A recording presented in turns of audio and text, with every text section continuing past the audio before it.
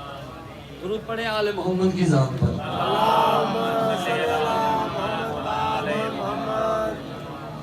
تفسیر نور ثقلین، اس میں وہ بات میں آپ کو پڑھ کر بتاتا ہوں. قل انما اعزکم بواحدۃ، اس کی امام نے تفسیر کیا کی وہ بتا رہا ہوں. امام نے کہا اصول کافی میں بھی یہ روایت ہے، اصول کافی میں بھی یہ روایت ہے.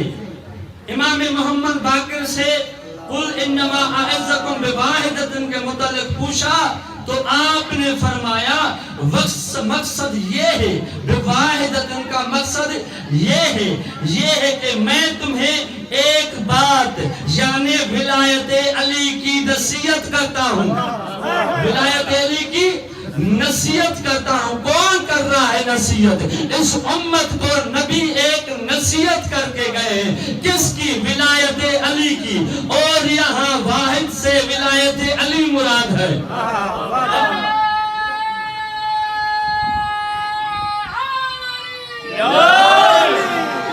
اب آپ کے سامنے میں نے آیت پڑھی ہے قرآن کی اور فرمان پڑھا ہے امام کا، کیونکہ ہمارا مذہب اس عقیدہ رکھتا ہے.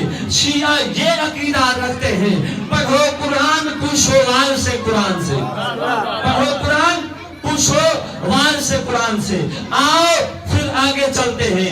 یہ ایک اہم بات ہے.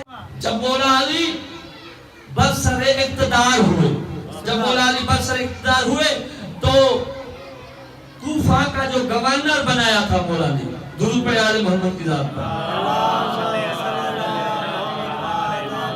دنیا یہ پوچھتی ہے کہ آج جو انسانیت پریشان ہے اس کی وجہ کیا ہے، اور میں دنیا سے بھی پوچھتا ہوں آج یہ جو انسانیت ظلم کا شکار ہے، پریشان ہے، اس کی وجہ کیا ہے؟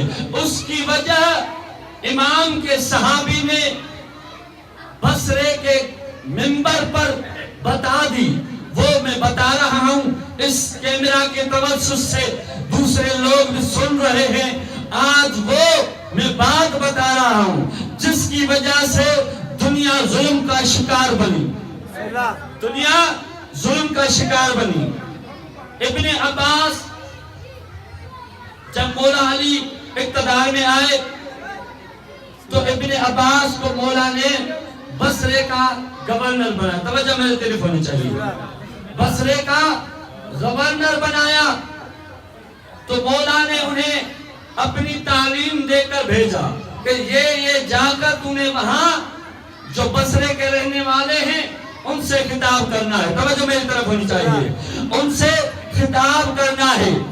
جو ابن عباس نے بصرے والوں سے خطاب کیا ہے وہ میں آپ کو سنانے چلا جا رہا ہوں. تو کیا کہا اس نے، ابن عباس نے، کہ اے بصرے کے رہنے والوں، اگر تم لوگ اس دین میں اسے مقدم کرتے جسے اللہ نے مقدم کیا تھا، یہ بات سمجھنی ہے. اگر تم لوگ نبی کے بعد اگر تم لوگ اسے مقدم کرتے، اسے مقدم کرتے جسے اللہ نے مقدم کیا ہے تو کیا ہوتا، اور اس کو مؤخر رکھتے جس کو اللہ نے مؤخر رکھا. اب مجھے بتائیں اللہ نے زمین پر آ کر کسے آگے کیا ہے؟ نہیں. اللہ نے کسے پیچھے ہٹایا ہے؟